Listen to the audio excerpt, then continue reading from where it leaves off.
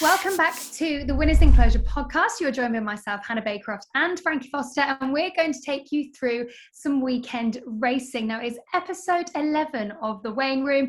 It's the moment where we're in between Christmas and a New Year. So for you guys out there, I hope you all had an amazing Christmas and on to the New Year. And more importantly, New Year's Day racing, because we're going to be looking at the card at Cheltenham on Saturday and then one race at Naas on the Sunday.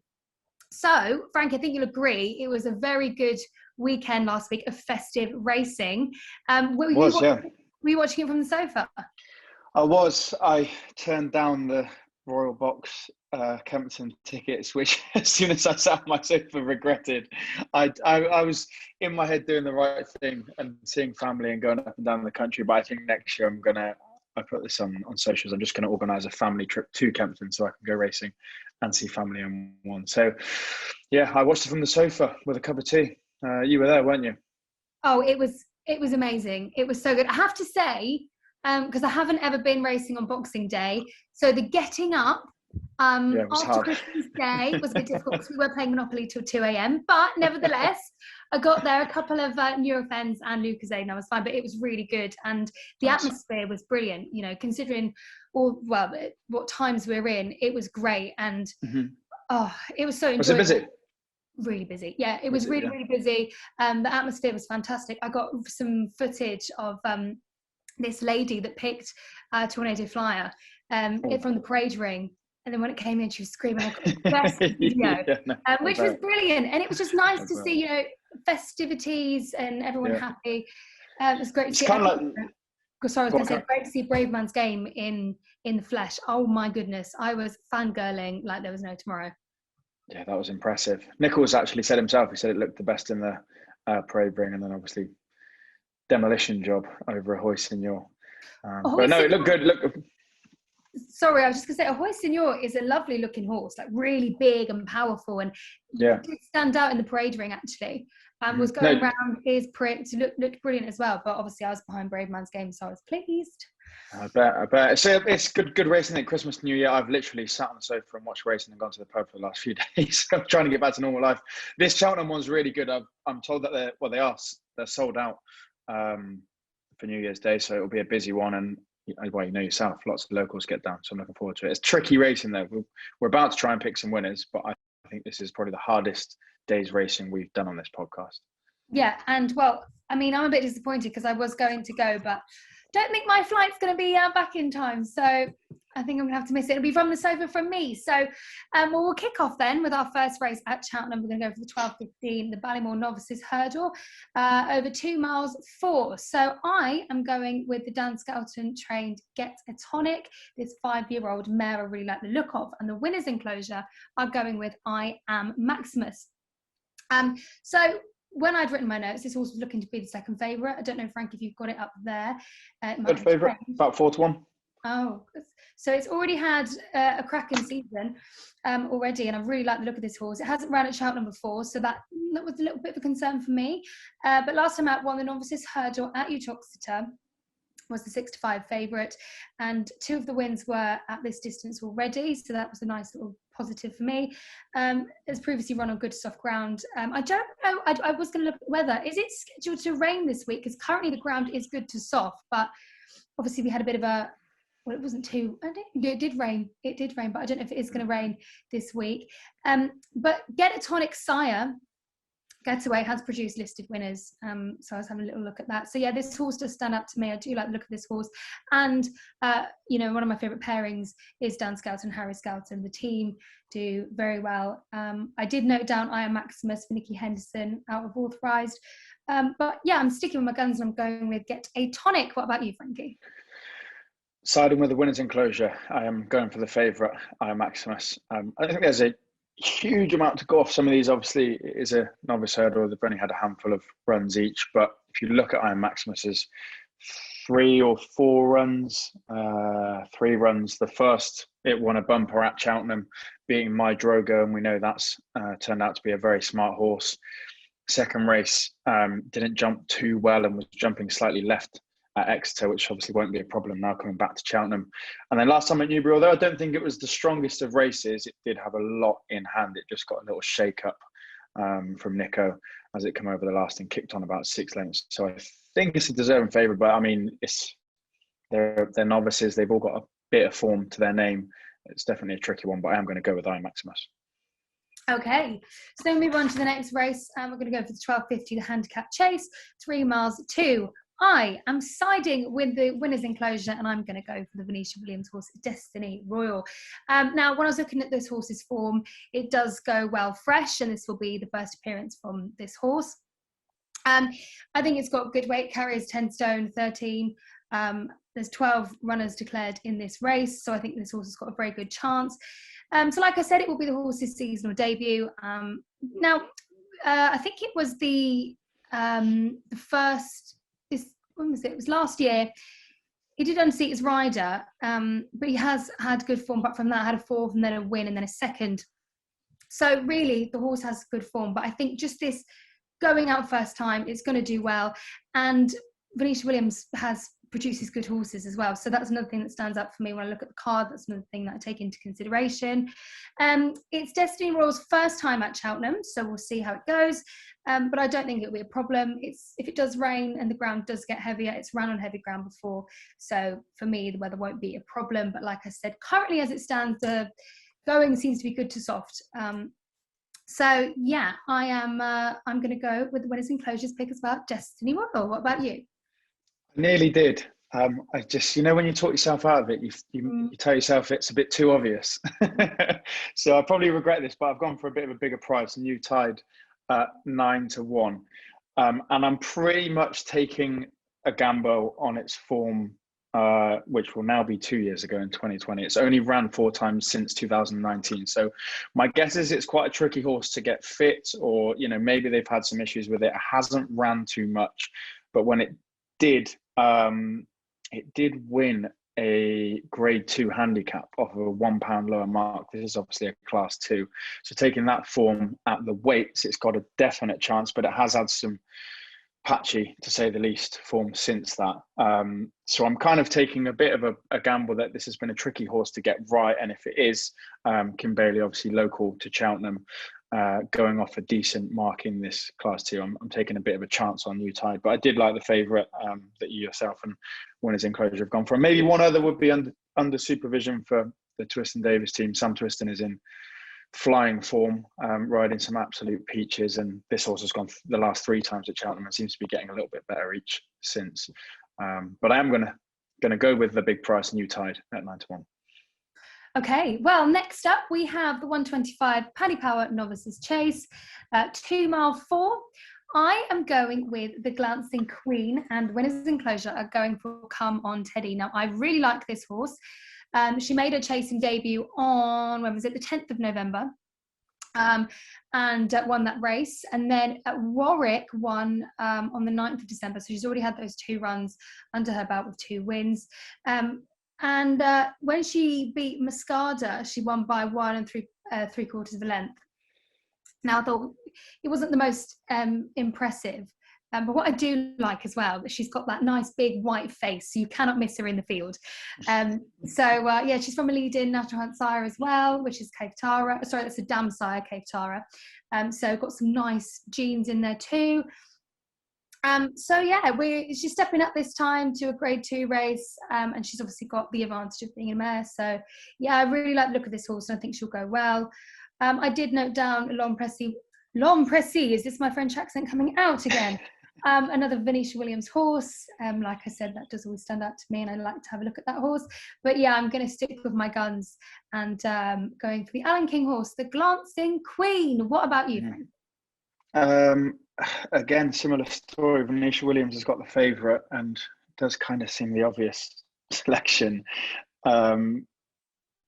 Not going to go with it. It was between Venetia Williams's and Miller's Bank, which is what I'm going to go for. I probably should have gone with the shorter price, to be honest. As always, we're trying to pick winners, not prices. But I'm going to be there, and I'm going to be having a bet myself. So I'm going to go with Miller's Bank. It unseated Harry Bannister in that chaotic race at Newbury, where Pictor, he was out in front by a couple of lengths and fell. Miller's Bank hit the front and then unseated the rider, and then Nassalam picked up the pieces in behind. But don't think it was going too badly behind Pic D'Orhy. I don't know if it would have won, but Pic D'Orhy went on to win, I think, a similar race. It's a class two, grade two, sorry, yeah. Next time up, quite impressively. And there's not quite telling how that race would have worked out and if it would have kept going alongside Pic D'Orhy, but it seems to be going well enough and taking that form alongside some of its previous form. I think it's definitely got a chance in this race. So I am going to go with Miller's Bank at 4-1 over the maybe more obvious selection for Venetia Williams, but it's just a bit short at 6-4 in what's quite a tricky race. Yeah, Venetia Williams' horse does seem to look the better horse on the field, but with those 2 wins from the Glancing Queen, that I was like, no, I'm going to go with the Glancing Queen. Anyway, we move on now to the 2 o'clock race, the handicap chase for 6-year-olds. Actually, let me just say, so Fuser Raffles isn't running in this race, but I could give you a whole load of notes why you should. But that was your selection. Yeah, I'm going to go with El Madame. So I'm siding with the winners Enclosure. Another Dan Skelton, Harry Skelton duo. So it's on Al Madame's seasonal debut and came fourth behind Brave Man's Game, winning at Haydock, behind that sensational horse. I think it needed that run, so it wasn't the best run from this horse. I mean, it is an 8-year-old, and you know, it's not spring chicken, but I do like this horse, and I just think with that run behind him, he'll go better. Now, his last appearance at Cheltenham, he came 7 out of 16 before dropping down a trip at Haydock. I just think he can do so much better. At Cheltenham, he carried 10 stone 13, which was a concern for me because he carries 11 stone on Saturday. But I just think there's more to come from this horse. And I backed it before last time, so I was disappointed. And I'm going to back it again just because I think it can do better. So yeah, I'm going to go with that one. I have noted down the one you've picked as well, but I'm going to stick with my guns and go with Al Madame. Yeah, how do you say this one? Funambule Savola we'll go with. I've bypassed 2 Venetia Williams favourites, and now I've gone for Venetia Williams horse at 7-1 in a very tricky handicap. I think Venetia Williams has a habit of running horses like this that I'm pretty sure this has got to be top weight. Yes. Runs a graded horse in a handicap at top weight and seems to do well with them. It's not the strongest of handicaps, and you're either trying to find one that's well weighted or you're just going to side with the classiest horse. And I think that is this horse here. It's ran in a grade 1 behind Shishkin, and it's ran a grade 2 beating Eldorado Allen, which is a decent horse. It went well enough in last time. I think it did go in a handicap. Yeah, behind First Flow. No, sorry, another grade 2 behind First Flow. So it's, you know, it's one of those graded horses that runs in grade 1s and 2s coming into a handicap. It is top weight, but I think it might just be too good for them. There is one at a price I looked at, which is Puerto Rico 14-1. It's got some interesting form behind Cool Cody and Spirit of the Game at Cheltenham, albeit in 2020. But it's got about a £10 swing on Cool Cody off the back of that race and hasn't ran badly last time out. So if I was going to have a punt on one that was well weighted, it would be that. But I am going to go with Venetia Williams. I think the horse might be too good for this handicap. Well, now it's over to you, Frankie, as we go into the 2:30, 14:35, nearly 2:30. 2:30, yeah, 2:35. I'm being brave here. Very brave. Let's start with the winners enclosure selection. That might be a more sensible one. They've gone for What's Up With You. That was actually my original selection. To be fair, it's a price of 16-1 for Ben Pauling. I think it's been dropped £6 for its mark in the David Pipe. So that was my reasoning. But I'm going for the Mighty Dom. I don't know if I've said before on the podcast, I back this horse every single time it runs. It won me a lot of money at Cheltenham once at 16-1. It's 25-1. So it is near the bottom. I've already had a bet on it. It's just on a handy mark. Nick Givety trained it last time at Cheltenham in November. I overheard him talking to Nichols in the parade ring saying he's finally got this horse right. And it came a very close second off a mark of 137 chasing. It now goes off of 136, so it's £1 down for that. But its old hurdle mark was even even higher than that. So it's well weighted. Trainer had it where he wanted it. It just stays and stays and stays. It's not pretty. You probably want to back it in play when it looks like it's beat and then just keeps going. There is obviously that emotional connection. I back it every time, so maybe don't take my word for it. But 25-1. This is your big each way shot. The Mighty Don is my selection. What about yourself? I'm going with Fergal O'Brien's Art Approval. I love this. I thought you might. You've had it before, haven't you, when it won? Last time at Cheltenham, it was a field of 20 and he placed 4th. He does well in these handicap races. He stayed on well. He was the second favourite. He carries 10 stone 9. So I think that's a good sign for me, because he's not top. I say it's a good sign. He's not top weight at all. So I think it's going to go massively in his favour. And actually, I can see why he's climbing up the market now, because he is a good horse. I mean, I think when I looked earlier, he's about 5-1. He's won on various goings as well, so that for me is fine if the weather does change. He's ran a previously good race at Cheltenham anyway, so I think that's not a problem.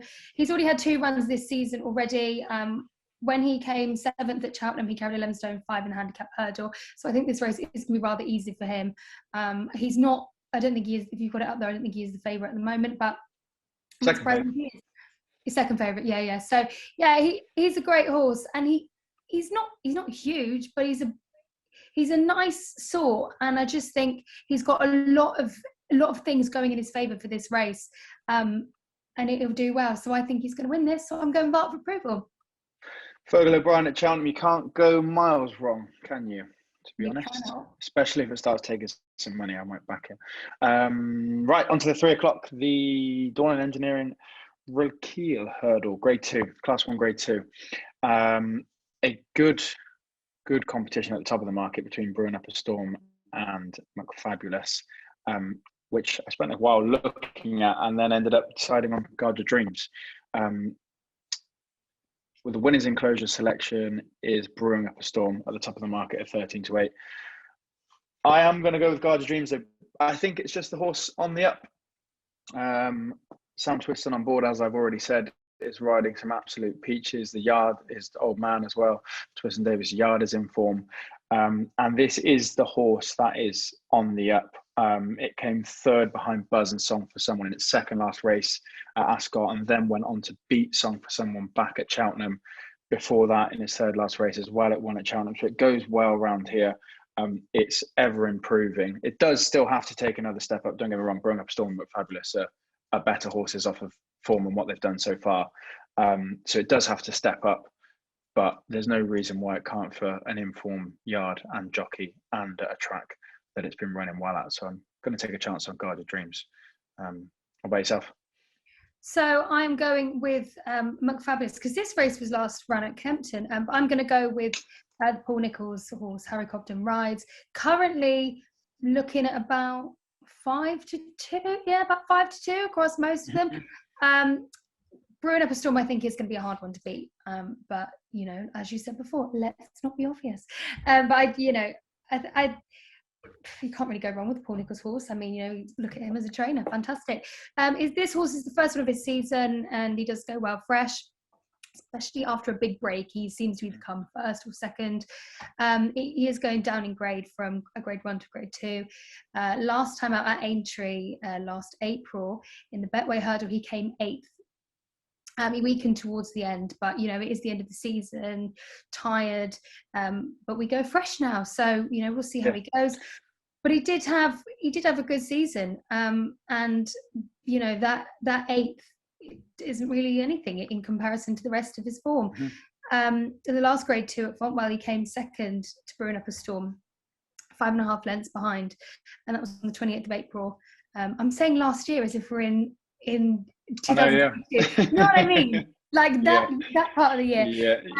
So they meet again. I think it carried a penalty then as well, £6 penalty. I remember that. Yeah, it's one off 11.9 and Storm was 11.3.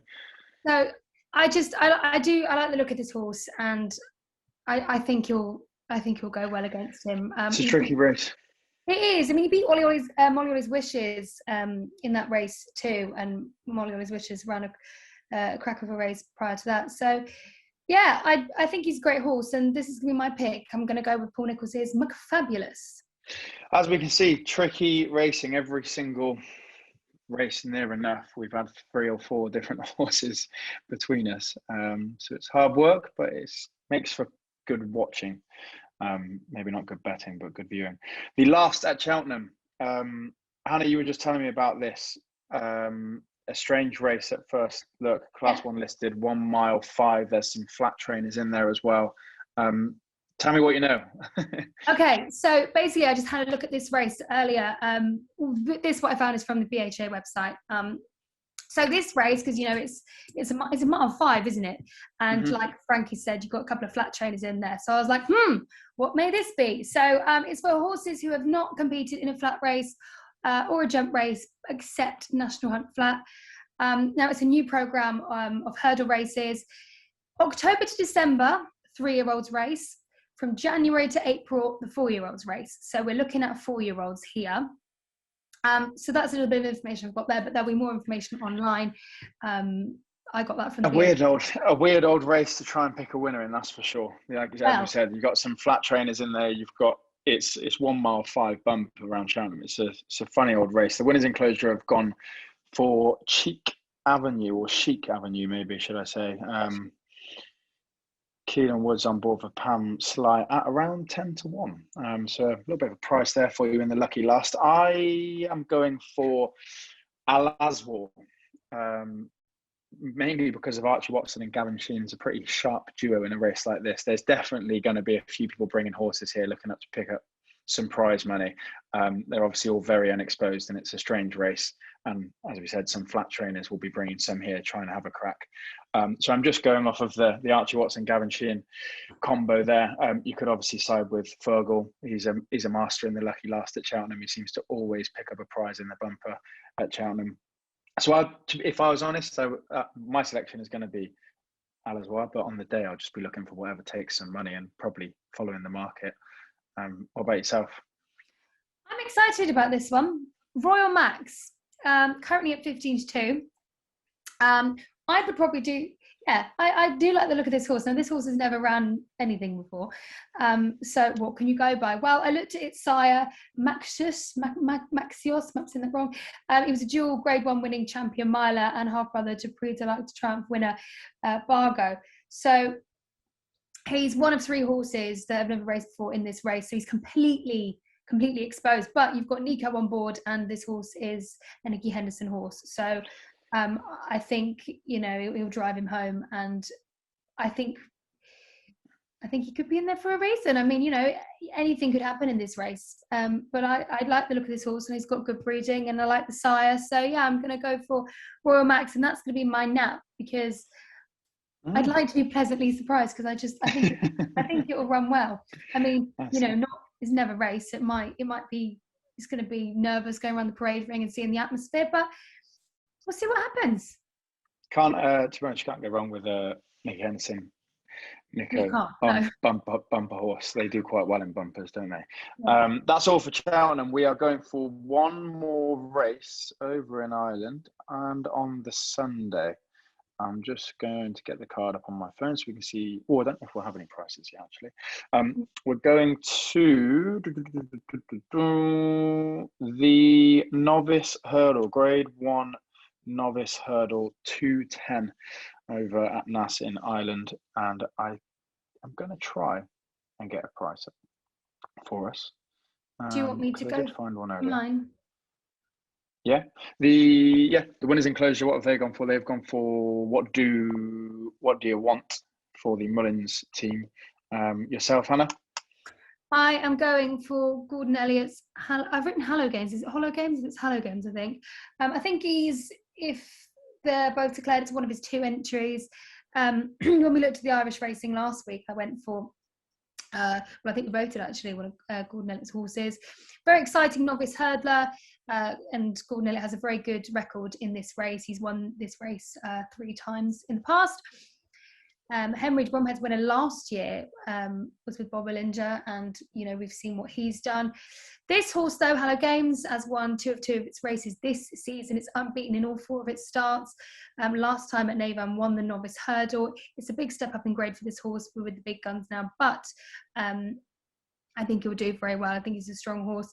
And yeah, in this race, it produces success for the Ballymore at Cheltenham. So it's going to be an exciting race and see what comes after it. But yes, I'm going with Gordon Elliott's Hello Games.